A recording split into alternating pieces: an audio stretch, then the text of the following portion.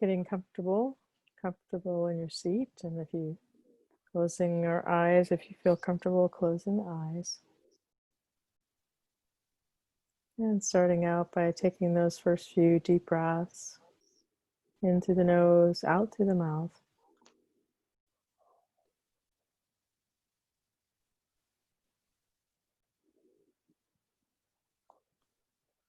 And just knowing that with working with the hindrances, the breath is quite the tool that we can use depending on how we use the breath and depending on which hindrance is present.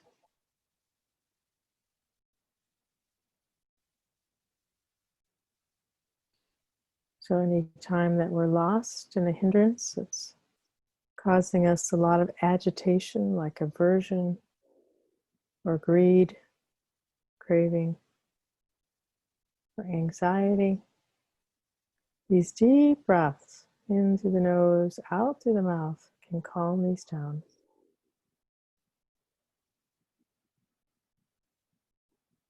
If we're particularly anxious, then we'll want to elongate the exhales.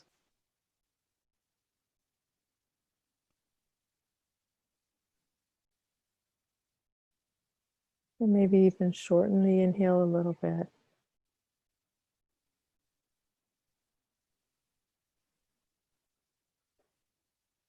And when you're ready, bringing your awareness back to regular breathing.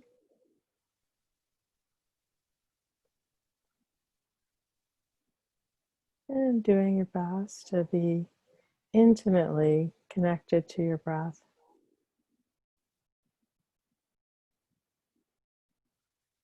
Where there's just you and the bare experience of breathing in and out.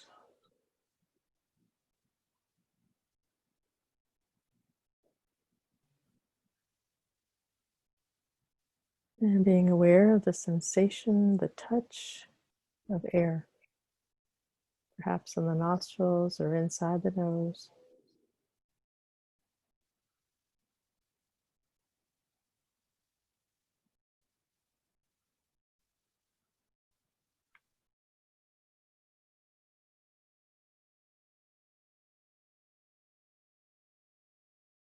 And if you can stay with your breath unencumbered, doing so.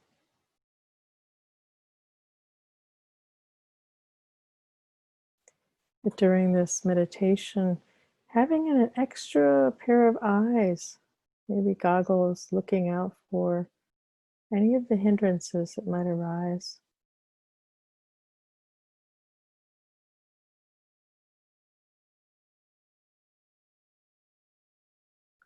In particular, notice if there's any desire, craving, greed, clinging, or its opposite, any aversion or anger, pushing away.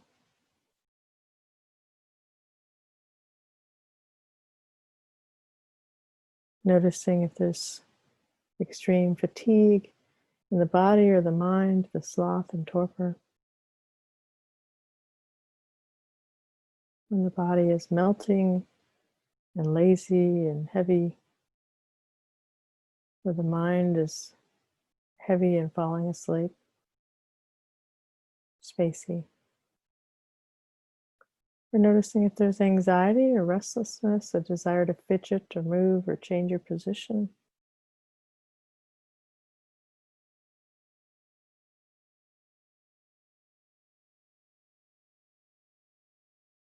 And then, of course, noticing if there's any doubt, skeptical doubt, either doubting your own ability to practice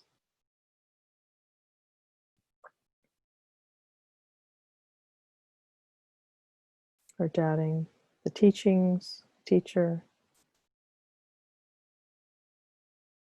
If a thought crosses your mind that says, I wonder if I'm wasting my time meditating, this is actually doing anything, that's doubt. That's the voice of doubt.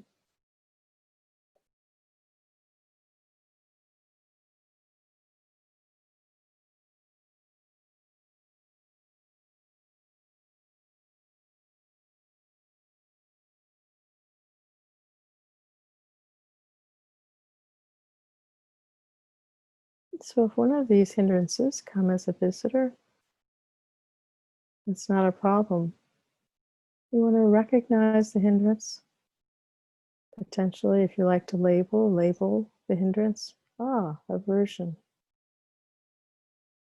Welcome it. Hello, aversion, welcome.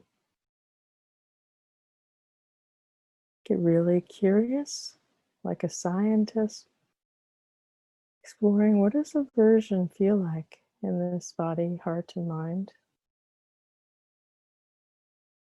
Feel it for a few breaths or a few moments.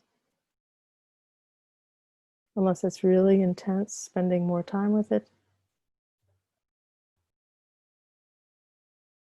until it dissipates.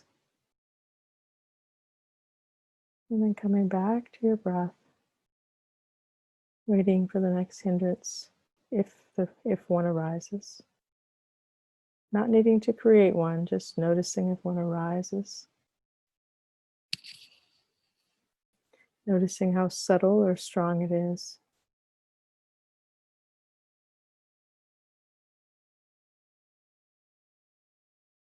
Accepting and opening to the hindrances.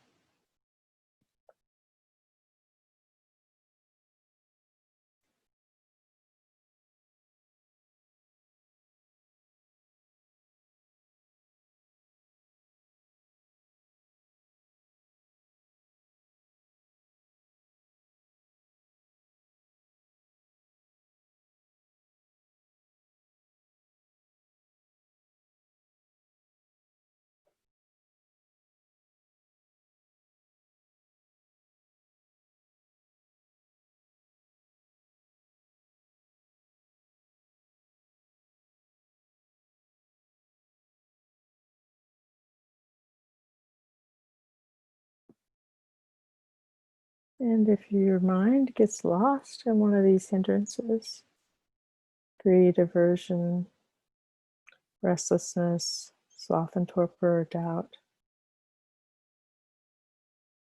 and you're not in a position to explore it in the body, heart, and mind, then come back to the deep breathing.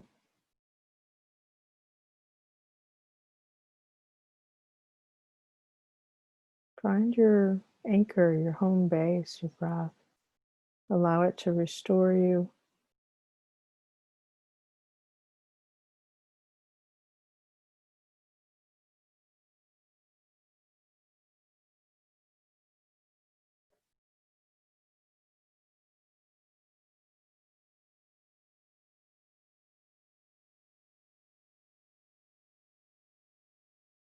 If there's extreme laziness or spaciness, sloth and torpor,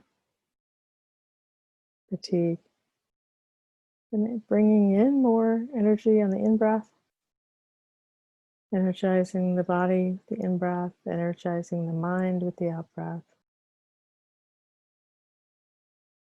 And doing that as long as you need to bring in more energy, bring in more light.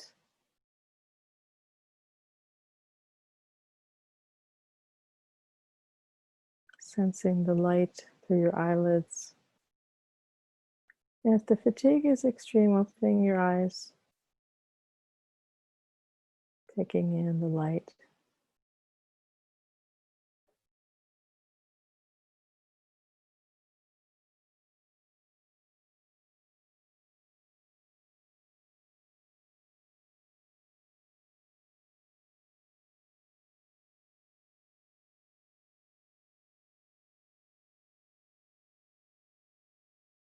So for an agitating hindrance, then you want to relax more.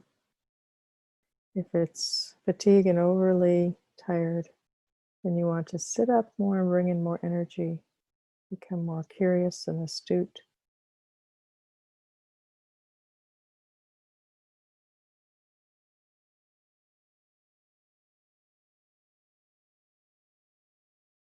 If it's doubt, the most important thing is to see doubt as doubt.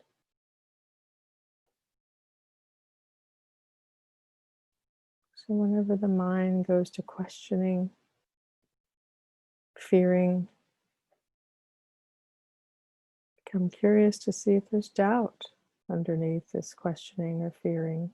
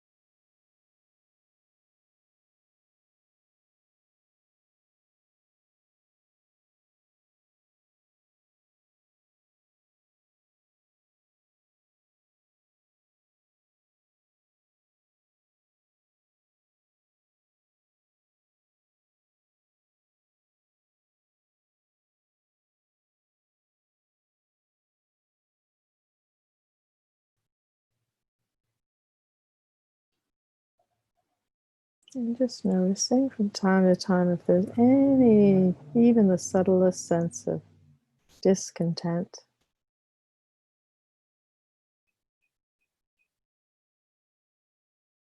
That's a feeling of things not being quite right. You can do one of two things. You can focus on your breath, go back to focus on your breath for a few breaths to get more concentrated. Or you can see if you can explore this subtle sense of dis-ease in the body, in the heart, in the mind, giving it space.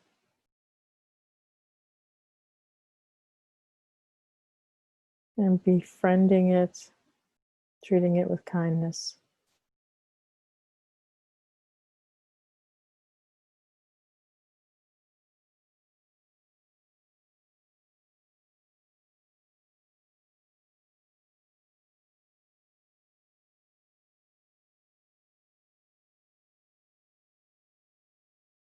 And bringing the same awareness to this subtle dis-ease as you would a best friend who really needed to tell you something or show you something.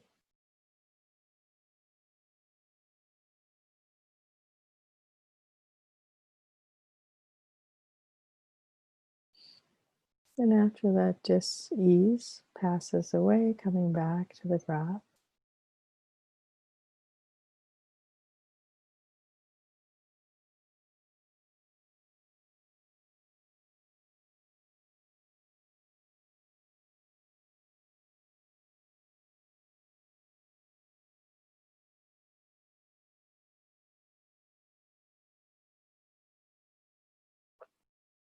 This practice, hindrances are not a problem. You're welcome visitors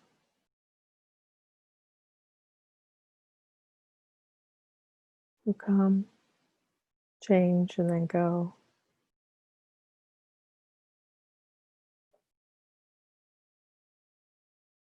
Resting in between their arrivals.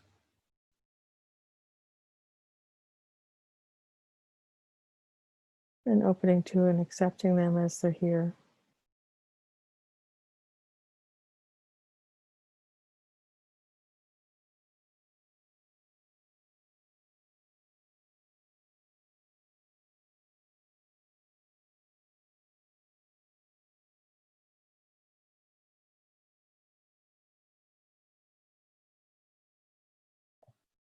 It can be sometimes very helpful to keep if there's a hindrance present, to keep it in the target zone in the foreground. And then keeping your breath, your anchoring connection to the breath in the background.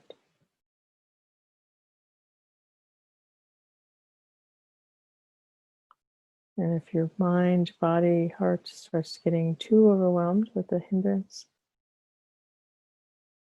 then panning away from the hindrance, going closer to the breath, using the breath as a tool.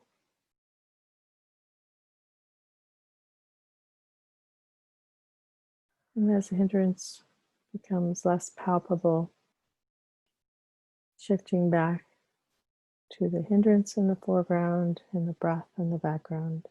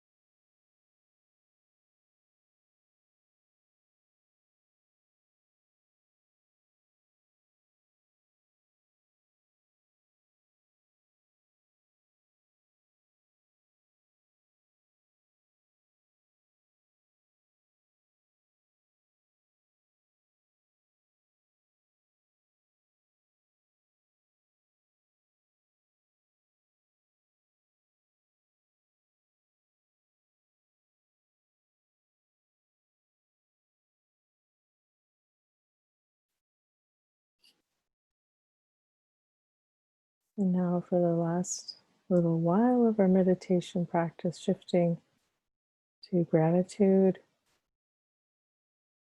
So right now, just imagining the energy of desire, wanting, craving, clinging.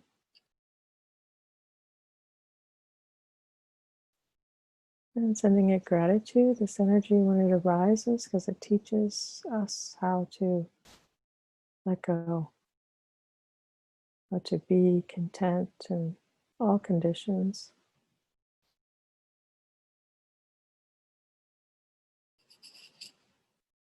And with the energy of aversion, feeling gratitude for the offshoots of aversion, fear, anger, ill will. As these energies come forward to protect us when we feel that we're in danger. Bowing deeply and choosing to recognize anger or fear aversion when it arises. Sloth and torpor, bowing deeply to sloth and torpor, seeing it as a friend, not an enemy, but an energy that might be calling for more creativity or movement or connection or rest. Bowing deeply to restlessness, anxiety, remorse, as these energies are here to protect us as well.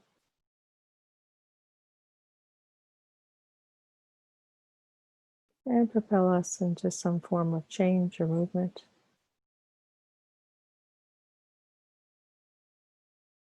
And bowing deeply to skeptical doubt, where it comes from the same energy as wisdom, to learn from our experience. Bowing deeply to ourselves for choosing to open to our experience, to be curious and to explore the hindrances. And wishing for ourselves to see the hindrances clearly, work with them skillfully, and to accept and love whatever state of mind might be arising each moment.